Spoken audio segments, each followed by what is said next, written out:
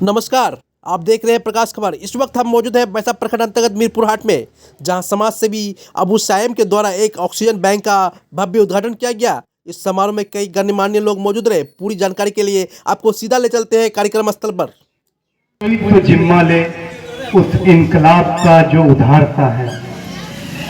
हम जिस मिट्टी में पैदा लेते हैं उस मिट्टी के प्रति कुछ कर्ज और कुछ फर्ज रह जाती है। हमारी जिम्मेदारी बनती है कि हम उस मिट्टी के प्रति उस कर्ज को मिटाएं, उस फर्ज को निभाएं।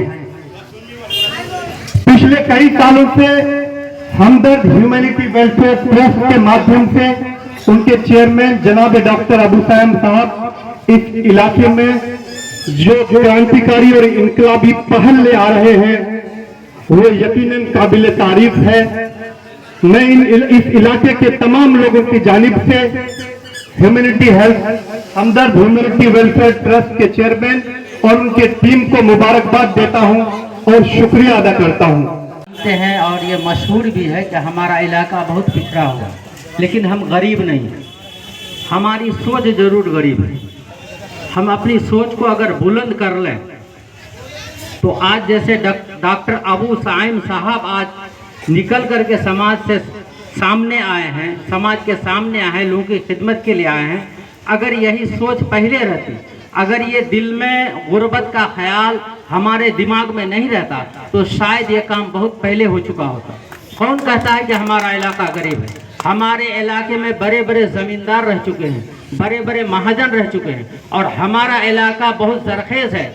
हमारा ही इलाका ऐसा है जिसकी ज़मीन 3 फसली ज़मीन है, 3 फसल यहाँ होता है। लेकिन हम लोग ये जहन में बसा लिए हैं कि हम लोग कुछ कर ही नहीं सकते। बस इस सोच को निकालना पड़ेगा। तो हजारों डॉक्टर अबू साइम इसी समाज से निकलेंगे। डॉक्टर अबू साइम साहब हमारे लिए एक मिसाल हैं, समझ लीजिए हमारे रहबर बन कर के आए। मैं अपाइज कर देगा तो ज़्यादा कुछ कहना नहीं चाहूँगा मैं, क्योंकि बहुत ज़्यादा अच्छे और पढ़े लिखे लोग हैं यहाँ। मैं एक ही बात कहना चाहूँगा कि जो भी हमारे अबू साइम बाबू जितना सेवा कर रहे हैं, मेरे ख्याल से ये विधानसभा इलेक्शन से ही डॉक्टर अबू साइम साहब का एक शेर के द्वारा मैं उसको धन्यवाद कहना चाहूंगा कि आप खबर लेते हैं और कभी आंसू भी पूछते हैं मेरे। आप मेरा खबर लेते हैं, कभी आंसू भी पूछते हैं मेरे। शुक्रिया शुक्रिया कि मेरा दर्द को किसी ने अपना दर्द तो समझा। तो हमारे नज़दीक और हम सब के नज़दीक डॉक्टर अबू साइम साहब हैं। हम ये चाहते हैं कि हम डॉक्टर अबू साइम साहब को मज़ीद हौसला दें, मज़ीद ऑक्सीजन बैंक के लिए ये ऑक्सीजन बैंक जिस तरह से आपने उद्घाटन किया फीता काट के और उसके बाद एक मरीज को आज ही दिया भी गया, ये ऑक्सीजन बैंक आखिर ये कब तक मुहैया रहेगा और किस किस को मिलेगा? जी, ये ऑक्सीजन बैंक आप समझते हैं कि यहाँ की ज़रूरत है और ज़रूरत ये ऐसी है कि कभी ख़त्म न होने वाली ज़रूरत है। तो कभी न ख़त्म होने वाली ज़रूरत के लिए कोई काम अगर स्टार्ट हो तो वो न ख़त्म होने के लिए स्टार्ट होता है। और मेरा इरादा है कि मैं रहूं न रहूं, ये सेवा लोगों को मिलती रहे। ऐसे और लोग पैदा होंगे और ऐसे लोग हमारे साथ जुड़ेंगे जो ये कभी ख़त्म नहीं होगी इंशाल्लाह। और हेल्थ से जुड़ा हुआ ऐसा इशू है, इसको अभी कभी आप साइड में नहीं रख सकते। ये हमेशा इंसान की ज़िंदगी से जुड़ा रहता है। सर, ये सोच बनी कैसे आपको? जैसे आपने कहा कि इस सीमांचल एरिया में एक तो लाचारी है, गरीबी तो है नहीं, लाचारी है, मगर लाचारी के हिसाब को देखते हुए आपकी सोच कब बनी और क्यों बना? देखिए, जब मैंने कहा अपनी तकरीर में कि जब मैं 2019 के बाद जब मैं पॉलिटिकली यहाँ पर एक्टिव हुआ और इलाके में पूरे इलाके में घूमा, तो मुझे यहाँ की हालात, जर्जर हालात को देख करके सबसे पहला मुझे समझ में आया कि यहाँ के लोग जो हेल्थ इश्यूज़ लेके परेशान हैं उस पर कुछ कदम आगे बढ़ाया जाए। और मैंने कोरोना काल से ही लोगों के लिए एम्बुलेंस, पहले एक टेम्पररी एम्बुलेंस का शुरुआत किया। उसके 6 महीने के बाद मैंने एक परमानेंट एम्बुलेंस दिया और वो एम्बुलेंस अल्हम्दुलिल्लाह आप लोगों की सहयोग से, आप लोगों की दुआओं से 4 साल से निरंतर सेवा में है। और अल्हम्दुलिल्लाह मैं कह सकता हूँ दावे के साथ कि हज़ारों लोगों की जान बचाई गई है उसके ज़रिए से। बचाने वाले तो अल्लाह हैं, लेकिन किसी चीज़ के लिए हमें मेहनत करने की ज़रूरत पड़ती है तो वो मेहनत से अल्हम्दुलिल्लाह बहुत लोगों को फ़ायदा हुआ है। और अभी रिसेंटली उसके बाद जो है जब ऑक्सीजन का डिमांड आते रहता था, मैं सोचा एक दो लोगों को डिमांड है तो क्या कर सकते हैं इसके लिए कभी कभार जो है ऑक्सीजन एम्बुलेंस से ही खोल करके मुहैया करा देते थे, लेकिन अब इतना डिमांड होने लगा कि इसके लिए एक अलग से यूनिट की ज़रूरत थी।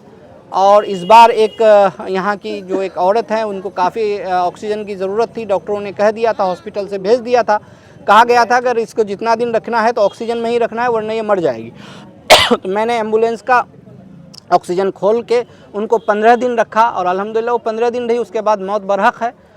तो तभी मैंने ये इरादा कर लिया और ख़ास करके ये जो तौफीक उमर बाबू हैं और अबसार बाबू और मुसव्विर बाबू, इन लोगों ने जो है मुझे कहा कि नहीं इसकी ज़रूरत है। मैं इन लोगों से मशवरा किया और अल्हम्दुलिल्लाह उसी वक्त मैंने ये सोच लिया कि इंशाल्लाह अभी एक ऑक्सीजन बैंक का भी हम यहाँ पर उद्घाटन करें। बैंक जैसे आज उद्घाटन हुआ उसके बाद से कहीं ना कहीं ये बैंक है और क्या ये मीरपुर हाट तक महदूद रहेगी या फिर अलग अलग इलाके जो वहाँ आपके जो मिनी ब्रांच है वो खोले जाएंगे जिससे उस इलाके के लोगों को मतलब फ़ायदा हो सके? जी बिल्कुल, अकॉर्डिंग टू द नीड अभी हमने यहाँ 10 यूनिट की बात हमने की है।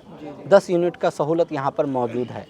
चूँकि अमौर विधानसभा दो जो अमौर और बैसा है, ये दो जगह ये बहुत बड़ा इलाका है और इसमें ये 10 से मतलब इसका रिक्वायरमेंट फुलफ़िल नहीं हो पाएगा। मुझे लगता है जैसा रिक्वायरमेंट होगा हम इसको बढ़ाएंगे। और अभी तो एक सेंटर शुरुआत है, पहला कदम तो उठाना पड़ेगा किसी मंजिल को पहुंचने के लिए, ये पहला कदम है।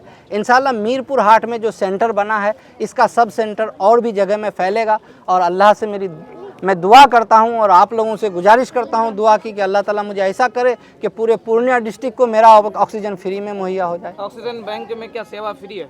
जी बिल्कुल सेवा फ्री है इसमें। सर, जिस तरह से आपकी टीम है यहाँ पे कोई, जी आपने ऑक्सीजन बैंक का आज में शुरुआत किया है जी, तो ये क्या टीम है आपके साथ वर्क करने वाला?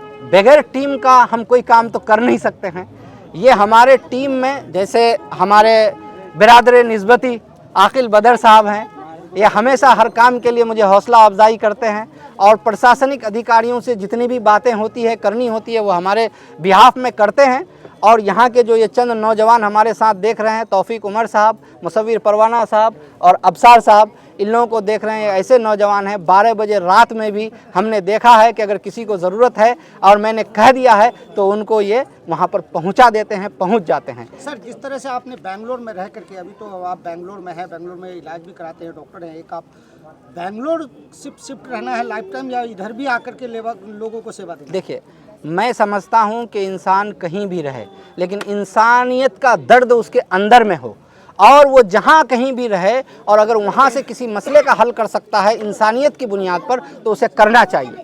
और मैं जिस काम में जहाँ पर से मैं अभी अपनी रोजी रोटी कमा रहा हूँ, जहाँ पर हूँ और वहाँ मेहनत करके जब मैं अपने आप को इस्तकामत दिया है तभी तो मैं आपके लिए यहाँ पर आ पाया हूँ और मैं यहाँ आते रहता हूँ और ख़िदमत मेरी जारी है। मैं नहीं रहूँ, एक आदमी जब दर्द से कराता है तो हमारे एम्बुलेंस में पूर्णिया जाता है। और आज से इंशाल्लाह अगर किसी मरीज़ को अगर ऑक्सीजन की ज़रूरत होगी तो ये हमारे ज़रिए से खोला गया ऑक्सीजन बैंक से वो सांस लेगा।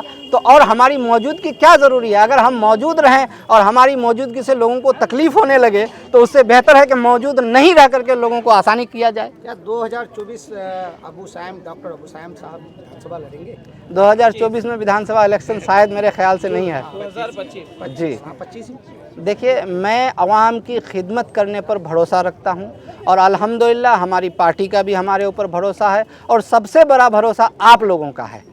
आप यहाँ की जो आवाम है वो हमारे ऊपर इतना भरोसा करते हैं कि आज मैं 1 हफ्ते से घूम रहा हूँ, सब मुझे दावत देते हैं।